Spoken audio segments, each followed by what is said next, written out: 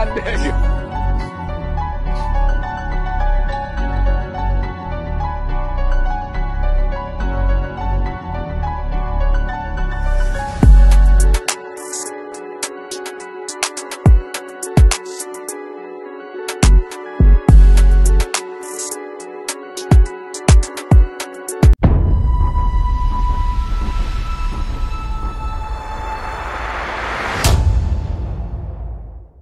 Aujourd'hui, on va parler de Chris.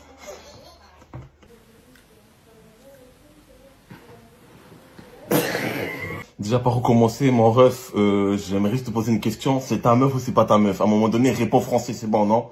T'es là, tu nous casses les couilles. Arrêtez de dire kiss, s'il vous plaît, c'est chiant. Surtout que lui, il veut pas et moi non plus, je veux pas vu qu'on est amis. Donc arrêtez. Et c'est comment? Tu l'aimes ou tu l'aimes pas? T'es un acteur, c'est réel. Mais dis-moi, s'il te plaît, explique-moi. Je suis perdu quand je vois les vidéos. Je suis en mode... tu vois, je suis perplexe, je comprends pas trop ce qui se passe. La tête de ma grand-grand installé ref. C'est fashion.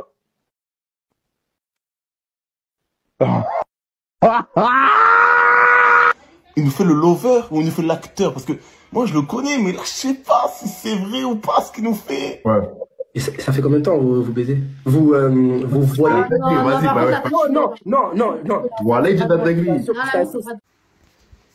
Qui sont ces dérégleurs de marché? Ces hommes qui dérèglent le marché du sexe et qui font que d'autres hommes avec des facultés au-delà de la moyenne galèrent ou ont des difficultés là où ça devrait être simple. Effectivement, on doit le reconnaître, il y a des hommes qui génétiquement, intellectuellement, spirituellement parlant, sont supérieurs à d'autres hommes. Et alors, s'il devait y avoir une justice, eh ben, cette justice devrait dédouaner ces hommes-là de l'effort quant à ce marché du sexe. Alors, ces hommes-là doivent faire autant d'efforts que des hommes qui sont donc moins gâtés par la nature et par l'esprit, parce qu'il y a ce que on qualifie de dérégleurs de marché. Ces hommes qui sont des dérégleurs de marché, que l'on a déjà repérés à travers des pratiques comme la rhétorique, ce sont des rhétoriciens.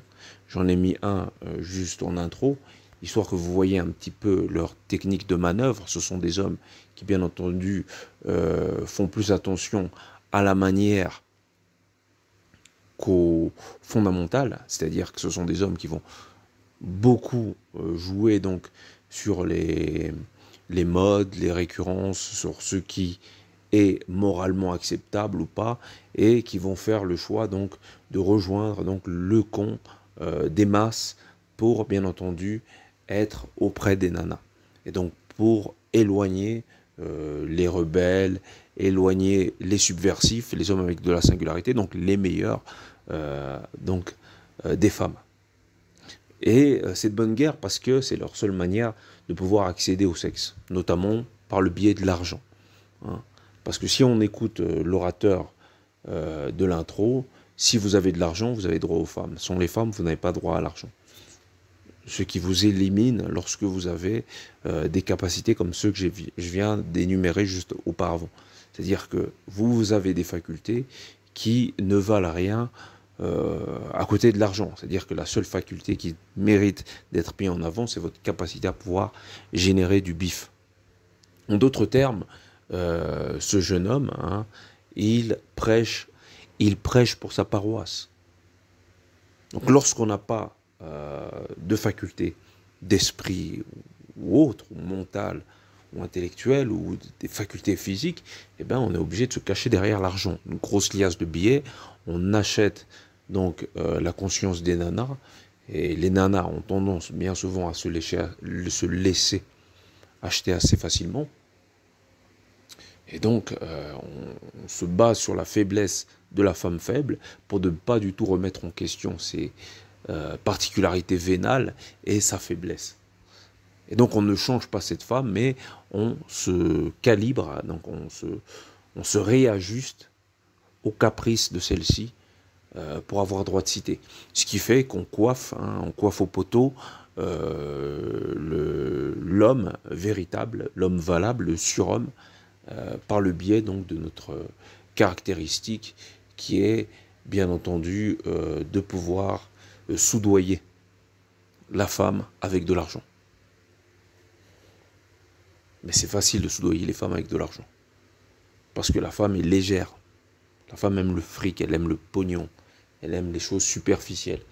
Et ça, ils le savent. Ces hommes que je qualifie de dérégleurs de marché. Lorsque vous êtes avec une nana qui n'est pas forcément la plus bonne et que vous avez donc sexuellement bien plus de valeur qu'elle, normalement, parce que j'estime que l'homme et la femme sont comparables, hein. Il y a des beaux hommes, il y a des hommes valables sur le plan sexuel, et il y a des nanas qui ont un certain niveau lorsqu'on les compare, bien entendu, au reste des nanas, hein. Et lorsque vous êtes supérieur à la moyenne et que vous draguez une nana qui, elle, est inférieure à la majorité des nanas et que celle-ci se retrouve à vous parler de haut, c'est parce qu'il y a une société qui valorise donc les arguments que mettent en avant les dérégleurs de marché que constitue donc cette horde d'hommes prêts à soudoyer, hein, parce que n'ayant ou ne représentons pas du tout une plus-value à eux seuls. Donc moi j'avais un pote, hein, pour qu'on reste dans le sujet, j'avais un pote super sympa mais un peu vicieux, qui m'avait supplié de ne pas me faire une nana qu'il, je pensais à l'époque, ambitionnait de se faire. Alors que ce n'était pas du tout le cas. Vous devez savoir que ces dérégleurs de marché sont des hommes qui n'ont aucune confiance en elles. Sont des hommes qui n'ont aucune confiance en eux. Et souvent, le paraître leur suffit à appâter d'autres proies. Donc, en d'autres termes, cet homme voulait balader cette nana, faire du shopping avec cette nana, trimballer cette nana partout, à gauche et à droite, feindre la relation avec cette nana pour attirer d'autres nanas. Et comme il savait que j'avais mes facilités avec elle, il m'a donc mis de côté. Et par sympathie, par amitié, je me suis laissé donc mettre de côté. Et j'étais super sympa à l'époque. On est super sympa lorsqu'on a des facultés supérieures à la norme. Lorsqu'on peut se permettre ce que les autres ne peuvent pas se permettre, on peut se permettre d'être gentil. Et donc j'étais gentil. Lui, il ne pouvait pas se permettre d'être gentil, parce que s'il était gentil, il se taperait des masturbations. Et là, en l'occurrence, il s'est octroyé la sympathie de cette nana, en sachant très bien que elle était superbe et qu'elle attirait le regard. C'était une bimbo, hein, et moi, ça ne faisait pas plus d'effet que ça. Mais je voyais très bien que je ne la rendais pas insensible.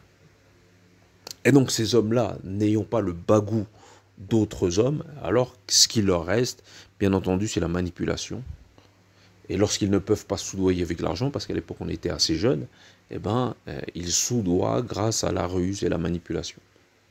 En tout cas, ils cherchent toujours quelque chose d'extérieur à ce qu'ils sont, quelque chose de faux. Donc il y a une certaine forme de perversion dans ces dérégleurs de marché, ces hommes qui sont des dérégleurs de marché. Il y a en fait un rôle incarné, n'étant satisfaits de ce qu'ils incarnent dans la réalité. Et donc ils sont obligés de recouvrir, donc de se couvrir, donc de se draper du rôle de la réputation, donc qu'ils ont inventé de toutes pièces.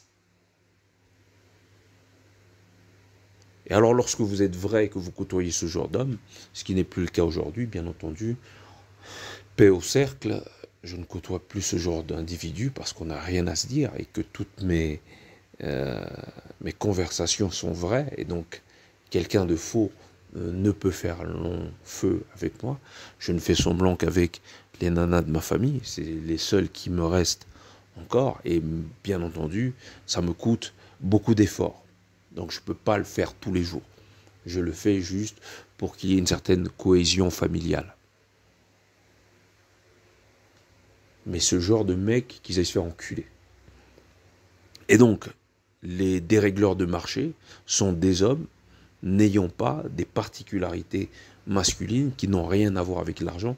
L'argent est un facteur extérieur, il ne faut pas l'oublier.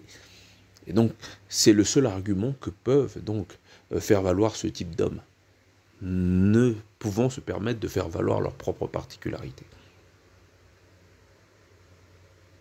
Donc faites attention aux dérégleurs de marché. Merci, au revoir.